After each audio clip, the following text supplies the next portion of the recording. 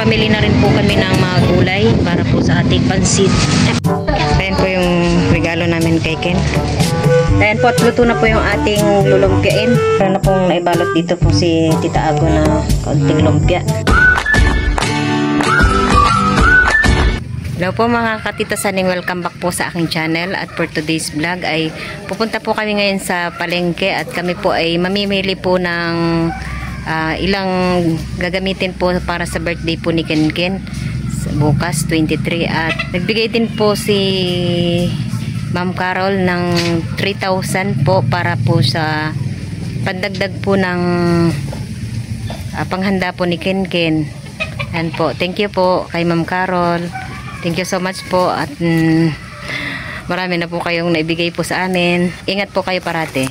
Yan po, nandito po kami sa grocery at bibili po kami ng kaunting mahanda na kailangan po sa birthday ni Ken. Ano ba dito? Oo, ayun o, daming grocery din. Ha? O, nak, dala ka o. Halika dito mo. Ayan po, kailangan po din natin itong nor pork. Sige na. At saka, itong, mas mura ata itong kuha na to. Ano ba yan? Para saan yan? Sa ano natin? Sa maha. At saka, sige, yan. ilang kaya? Kaya ka na mag-bat, Ken. Sige, kuy, papa na lang. Pang, wala sa... Kami po ay magpapansit. Ano, 2 kilo lang. 2 kilo?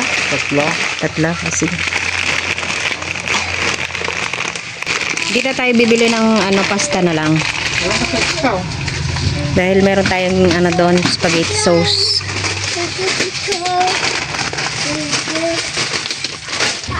Ano ha? Tapos ano, spaghetti pa. Opo, mag-spaghetti tayo ngayon. Ay, meron na pala dito ano, May spaghetti. May jelly oh. cornstarch. Gusto kong black jelly. Hindi na, Black kailangan. jelly. Black na jelly ang gusto ko. Ma, black na jelly. Opo. Sige na. Kaya po, kukuha na rin po kami ng Ay, pumili ang sa spaghetti. Oh, meron na. Mama ah. Ang kukunin lang po namin ay yung ano, pasta dahil meron pong pinadala po si Ma'am Carol na ilang kilo? Kailangan ba to? Kailangan to? 4. Wait lang pa. Spaghetti sauce. Wait lang. Apat? O, dagdag mo pa isa. Wait lang. Kailangan ba to? Hindi po. Saan kilo na ba ito? Saan ito? Yan po. Nakabili na po tayo ng mga ilan-ilan. Kaya po kami po ay dito na po sa cashier. Ano na po kami na magbabayad na.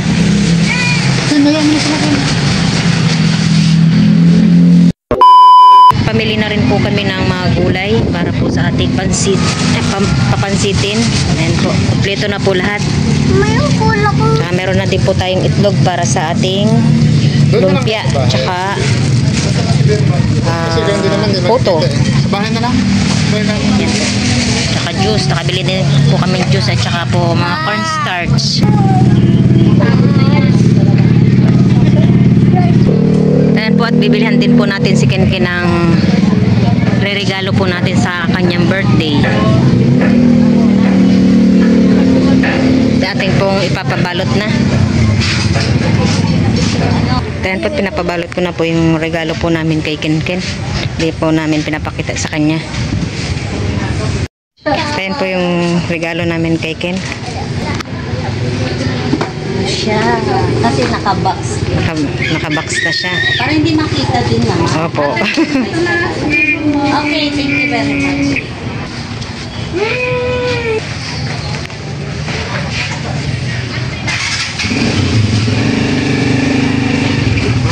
Kami po ay pauwi na. Dito na po namin nilagay itong kanat namin kay Ken para hindi po makita. Andito po kami sa palengke ng Santa Cruz. Ayan po. Kami po ay pauwi na. Thank you so much po Ma'am Carol sa inyo po pinadala kay Ken. Kami po ay nakapamili na.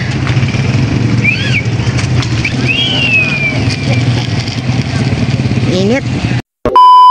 At ayan po, at ready na po yung mga panghanda po ni Ken para po bukas. Ayan po.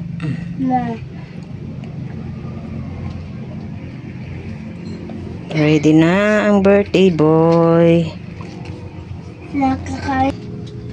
Ayan po at meron po tayong spaghetti. Bali, 6 na kilo po itong lulutuin po namin na spaghetti.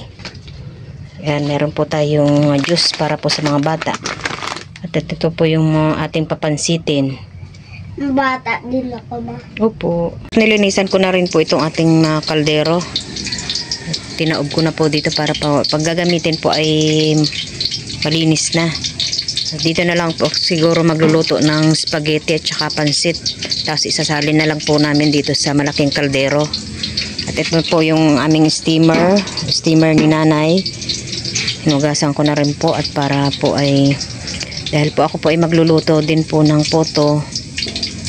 Magluluto din po ako ng maha. Unti-unti lang po kami ng mga gagawin para po hindi na po masyadong gahol. Para luto na lang po ng luto dahil po kami magluluto po kami sa kahoy. At ito po ay nabalatan na rin po ni tito ninyo ito pong nyog. Ito po ay gagamitin ko po sa ating maha. Ito po ay dadagdagan na lang po ng 2 pa. Ito po yung nahingi po namin kana Tito Jose at saka kay Tita Nini. Dadagdagan pa po namin ng 2 piraso. 1 kilo lang pong maha ang aking iluluto. I-steam ko na po itong ating isda. Sariwang sariwa. Ito po ay gagawin kong lumpia. In-steam ko na po itong isang isda at mamaya po ay tayo po ay magpapahabol na lang po ng isa pang isda para po medyo marami po yung ating lulumpiain. Ito po mamayang gabi po ay gagawin ko na para ibabalot ko na gagawin ko na para iilohan na lang po para bukas. Tayo po ay nagpahabol pa po uli ng isang buong isda. At ito naman po yung unang na-steam ko at ito po ay paghihiwa-hiwalayin ko na para maumpisan ko na po yung may luto po yung panglumpia natin. Ito po yung ating ihahalo sa ating panglumpia. Meron po tayong patatas, carrots, at saka po beans. Tsaka ito po meron po tayong celery. Tsaka po meron po tayong siling pula. Ayan po. Ano ko na po itong pangrikado para po mamaya ibabalot na lang po. Tapos ko na pong himayin po itong isda. Sobrang dami po pala yung 2 piraso. Lalagyan pa po natin ng gulayan. At dito po ay ako po ay nag-ingisa na po ng bawang at saka sibuyas para po yung ating lulumpia ay nagisa. Mamaya po ay papabalot ko na po kay Tita Ago para po bukas ay wala na po masyadong gagawin. Ayan po ay hiluhan na lang po namin. Dito po ay ginigisa ko na rin po yung ating isda. Ayan po ay tinanggalan ko na rin po ng mga tinik. Ayan po. Gisa na po natin ang ating isda. Ilalagay na po natin itong carrots. Ganda po ng pagkakagiling ng carrots. Ginamitan na po natin ng food processor para mas mabilis.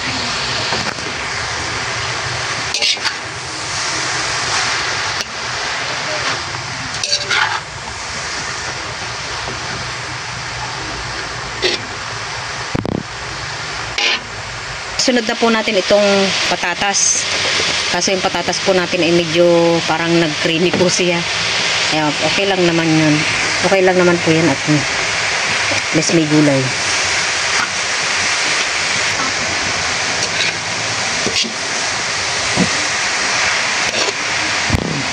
Bango na. At hintay na lang po natin maluto po yung ating mga gulay na nilagay. Nilagay ko na rin po itong beans. Nilagyan po natin ng konting beans. Nagbawas po ako doon sa papansitin. Kaunti para po madagdagan po yung ating gulay. Lalagyan ko din po ito ng garlic powder. Masarap po ito pag medyo marami.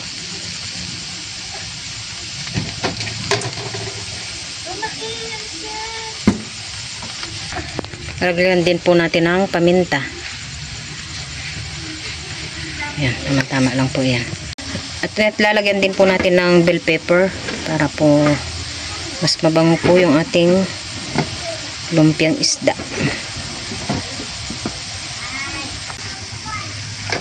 Lalagyan ko po ng asin. Lalagyan ko din po ito ng unting asukal, pang balance lang po ng alat. Para po mas mabango po yung ating lumpia ay lalagyan ko din po ito ng celery.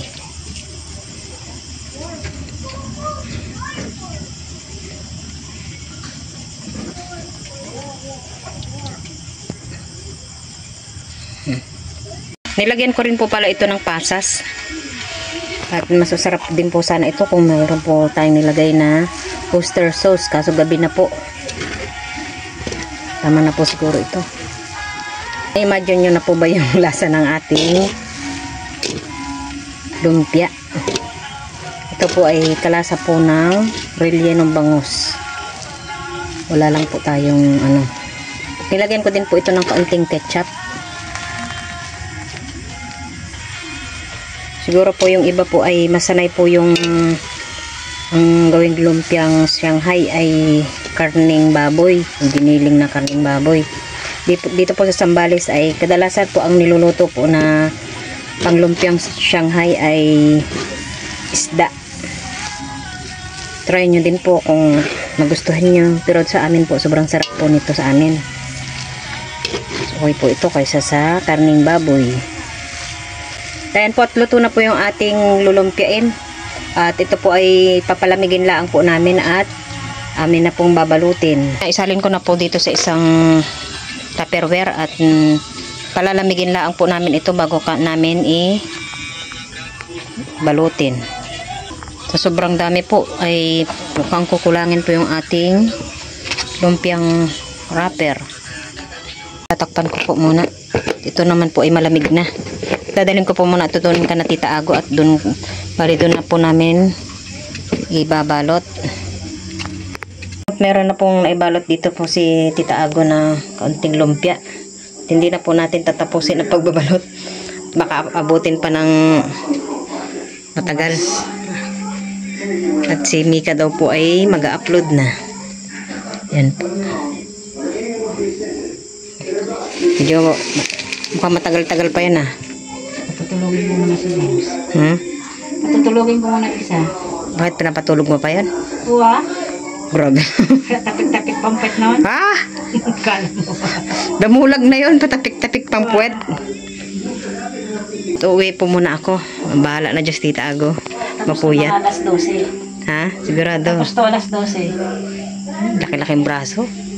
Kayang-kaya mo na yan. Mamaya pong madaling araw ako po ay magluluto naman po ng gelatin para po tayo ay meron pong dessert. Lalagay natin yan sa styrofoam. Patulogin muna kay James. Kaya nga magpiprito ng 2 piraso pa kung tikman natin kung may masarap ba yung ating lumpia. Then po ako po ay kukuha ng 2 piraso. Ako po ay titikim. Okay po kung ipiprito po sa bahay.